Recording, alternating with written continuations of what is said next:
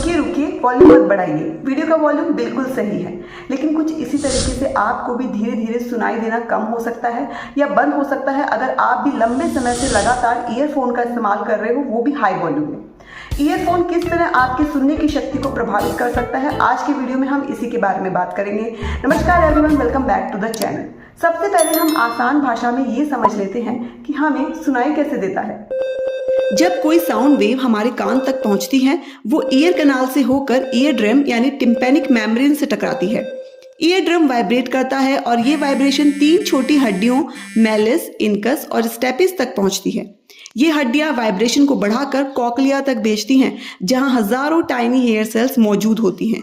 ये hair cells vibration को electrical signals में बदलते हैं और ऑडिटरी नर्व के जरिए हमारे ब्रेन तक भेजते हैं। जब हम ईयरफोन्स को लंबे समय तक इस्तेमाल करते हैं तो 2 बड़ी समस्याएं हो सकती हैं। First, sound pressure.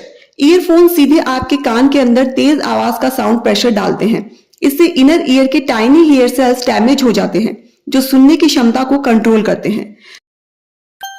Second, earwax blockage या ईयर इन्फेक्शन। ईयरफोन्स पहनने से कानों में एयर सर्कुलेशन कम हो जाता है, कान ड्राई हो जाते हैं और इससे वायरस और बैक्टीरिया धीरे धीरे पनपने लगते हैं। ईयरवैक्स धीरे धीरे अंदर जमा होने लगता है और कान भारी लगने लगते हैं, जिससे टेम्पररी हियरिंग लॉस भी हो सकता है या कानों में इन्फेक्शन भी हो सकता है। अगर आपको ये लक्षण दिखाई देते हैं तो तुरंत सतर्क हो जाइए।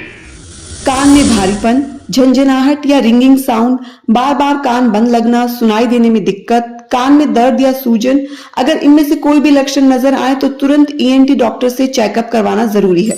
वर्ल्ड हेल्थ ऑर्गेनाइजेशन के अनुसार दुनिया भर में करीब 1 अरब लोग हाई वॉल्यूम म्यूजिक में सुनने की वजह से हियरिंग लॉस के खतरे में हैं। WHO कहता है अगर आप 85 डेसिबल से ऊपर लंबे समय तक आवाज सुनते हैं तो कान के अंदर की टाइनी सेल्स परमानेंटली डैमेज हो सकती है। That means permanently hearing loss. लेकिन घबराइए मत, थोड़ी सी सावधानी से आप अपने कान बचा सकते हैं। 60-60 रूल अपनाइए। एक बार में 60 मिनट से ज्यादा ईयरफोन्स न लगाएं और वॉल्यूम 60% से ऊपर न रखें। नॉइज कैंसलिंग ईयरफोन्स को इस्तेमाल करें ताकि वॉल्यूम ज्यादा न बढ़ानी पड़े।